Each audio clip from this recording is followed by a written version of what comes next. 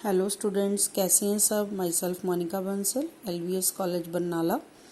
बेटा हम rural marketing study कर रहे थे। हमने फर्स्ट लेक्चर जो है उसमें रूरल मार्केटिंग का मीनिंग वगैरह किया था और डेफिनेशन की थी। उसके बाद हम नेचर डिस्कस कर रहे थे। नेचर में हमने 3 पॉइंट्स डिस्कस किए थे अभी।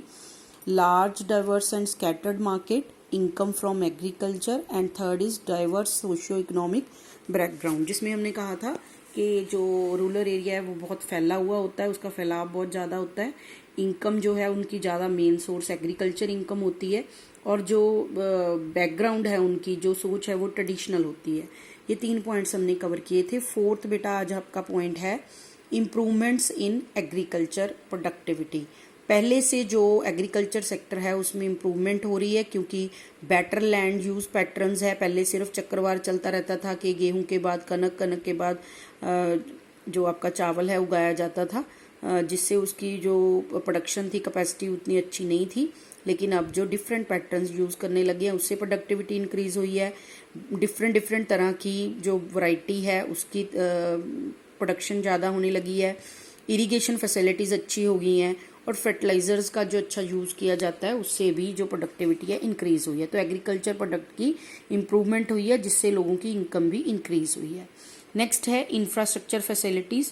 जो इंफ्रास्ट्रक्चर फैसिलिटीज़ हैं लाइक वेयर हाउसेज हैं, कम्युनिकेशन सिस्टम है, फाइनेंस फैसिलिटीज़ हैं रूरल एरियाज़ में, वो एक जो है चैलेंज है मार्केटर्स के लिए, क्योंकि उतनी इंफ्रास्ट्रक्चर फैसिलिटीज़ हैं जो वो रूरल मार्केट्स में अवेलेबल नहीं है।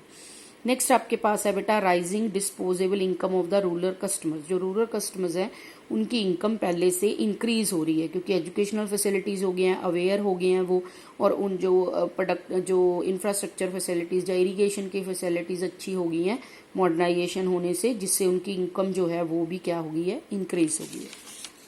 तो स्कोप बढ़ गया है। नेक्स्ट है राइजिंग लाइफस्टाइल लेवल्स। जैसे कि हम कह रहे हैं कि लोग एजुकेटेड हो रहे जा रहे हैं, अवेयरनेस उनको ज़्यादा है, उनका इनकम बढ़ रही है, तो एजुकेशन भी ज़्यादा मिल रही है, तो उन तरीकों से जो लिटरेसी लेवल है उनका वो क्या हो रहा है, इंक्रीज हो रहा है। तो पढ़े लिखे लोग ज़्यादा होने लगे हैं रूरल एरियाज़ में भी। ट्रेडिशनल आउटलुक, जो विलेजर्स हैं उनका जो आउटलुक है वो हमेशा ट्रेडिशनल ही रहता है। वो चेंज को जल्दी जल्दी एक्सेप्ट नहीं करते, धीरे धीरे टाइम के साथ बहुत चेंज होते हैं। लेकिन जो यूथ है रूरल एरियाज़ का वो उनको इनके लिए तैयार कर रहा है। नेक्स्ट आपके पास है बेटा हेट्रोजीनियस मार्केट। हेट्रोजीनियस का मीनिंग होता है सेम ना होना। तो जो रूरल एरिया है वहाँ पे अलग अलग कैटेगरीज के लोग रहते हैं। 20,000 के करीब कहता है एथनिक्स ग्रुप्स बने हुए हैं।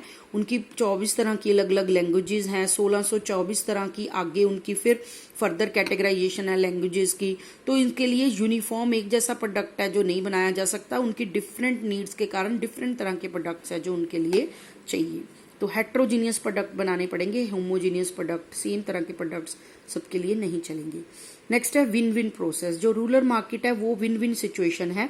आपका दोनों हाथ फायदा है। एक हाथ तो कि आप जो अप टू डेट प्रोडक्ट्स हैं, सर्विसेज हैं, वो कंज्यूमर्स को दे रहे हो, तो उनकी नॉलेज और उनका लाइफस्टाइल इंक्रीज होगा। और दूसरे हाथ आप मैक्सिमम प्रॉफिट जनरेट कर सकते हो, क्योंकि उनको इन चीज़ों की ज़रूरत है। वो उनके पास पहले से ये जो आइटम्स है वो अवेलेबल नहीं है रूरल मार्केट वाले रूरल एरियाज पीपल के पास। तो आपके पास अपॉर्चुनिटी है, विन विन सिचुएशन है। तो ये थी बेटा कुछ नेचर और रूरल मार्केटिंग के पॉइंट्स थे जो हमने कवर किए कि रूरल मार्केट की नेचर कैसी होती है। उसके बाद है कि स्कोप कितना क्या है, कितना दायरा है रूरल मार्केट का। तो दायरा बहुत ज़्यादा है रूरल मार्केट का। हम वन बाय वन डिस्कस करते हैं। पहले नंबर पे थे लार्ज पॉपुलेशन है, बहुत सारे लोग हैं। 2011 के हमारे जो सेंसस है उसके अकॉर्डिंग 72% ऑफ पीपल है जो वो पॉपुलेशन है जो वो रूरल एरियाज में रह रही है। इसके कारण ज़्यादा स्कोप है आपकी कि आप रूरल मार्केटिंग पे जोर दो तो प्रोडक्ट्स है जो कंपनीज के वो प्रॉफिट जनरेट कर सकते हैं। सेकंड है हाई परचेजिंग पावर। लोगों की जो इनकम है वो इंक्रीज हो रही है। जैसे हमने कहा था प्रोडक्ट पैटर्न चेंज हो रहे हैं, इरिगेशन फैसिलिटीज अच्छी हो रही हैं, फर्टिलाइजर के यूज से प्रोडक्टिविटी इंक्रीज हो रही है, जिससे उनकी इनकम इंक्रीज हो रही है। इनकम इंक्रीज होने से उनकी परचेजिंग पावर जो है वो भी बढ़ रही है पहले से, तो इसलिए ज़्यादा स्कोप है रूरल मार्केटिंग में। थर्ड है ग्रोइंग अर्बनाइजेशन। जो अर्बनाइजेशन है, अर्बन सिस्टम है, मॉडर्न सिस्टम है, वो इंक्रीज हो रहा है। तो जब रूरल मार्केट्स में नए प्रोडक्ट्स जो अर्बन एरियाज में हैं उनको इंट्रोड्यूस किया जाता है तो वो ग्रो करते हैं, क्योंकि उनकी स्कोप बहुत ज़्यादा है, वहाँ इन चीज़ों की कमी है। नेक्स्ट है market growth rate higher than urban. Urban areas में जितना ग्रोथ रेट है उससे ज़्यादा ग्रोथ रेट जो है वो रूरल मार्केट्स में है। जो FMCG प्रोडक्ट्स हैं, FMCG product fast moving consumer goods जो हैं, उनकी जो खपत है वो रूरल एरिया में ज़्यादा है as compare to urban areas, क्योंकि उनकी स्पीड ज़्यादा है इंक्रीज होने की, वहाँ पे यूज़ करने की, क्योंकि वहाँ पहले ये चीज़ें अवेलेबल नहीं हैं। तो ग्रोथ रेट ज़्यादा है तो स्कोप बहुत ज़्यादा है। Next, improvement in infrastructure facilities. पहले से इम्प्रूवमेंट हो रही है इंफ्रास्ट्रक्चर में, जैसे कि बैंक की ब्रांचेज हैं खुल रही हैं, इंश्योरेंस ब्रांचेज हैं जो खुल रही हैं, तो इरिगेशन फैसिलिटीज़ इम्प्रूव हुई हैं। तो इंफ्रास्ट्रक्चर है, जो रोड्स वगैरह अच्छी बिल्ड हो गई हैं, इलेक्ट्रिसिटी है वहाँ तक पहुँच गई है, तो बहुत सारी इंफ्रास्ट्रक्चर फैसिलिटीज़ इम्प्रूव होने के कारण जो स्कोप है रूरल मार्केट में वो भी इंक्रीज हो गया है। नेक्स्ट है rural market is not an expensive. Rural market expensive area नहीं है, क्योंकि आपको अर्बन मार्केट में बहुत ज़्यादा कंपटीशन है, तो वहाँ पे टीवी पे, रेडियोज़ पे, इंटरनेट पे तो पब्लिश्ड जो आपके पैम्फलेट्स वगैरह हैं वो डिस्ट्रीब्यूट करना, तो कस्टमर को अट्रैक्ट करना, एडवर्टाइज करना उसके पास बहुत एक्सपेंसिव प्रोसेस है। लेकिन रूरल मार्केट में ऐसा नहीं है, क्योंकि इनका दायरा लिमिटेड है, तो आप बहुत कम खर्च करके आप उनको जो है कन्विंस कर सकते हो। Next, IT penetration in rural market. IT penetration मतलब जो IT का ट्रेंड है, इंटरनेट वगैरह का जो है वो स्कोप, क्योंकि यूथ है जो वहाँ का वो इन्वायरमेंट में चेंजेस ला रहा है, तो उसके कारण जो है IT के साथ वो जुड़ गए हैं, डिजिटल मार्केटिंग के साथ, डिजिटल चीज़ों के साथ, तो आपको कन्विंस करना इजी है। तो आपकी जो स्कोप है वो इसलिए भी इंक्रीज हुई है क्योंकि IT जो है वो उनके साथ जुड़ गया है।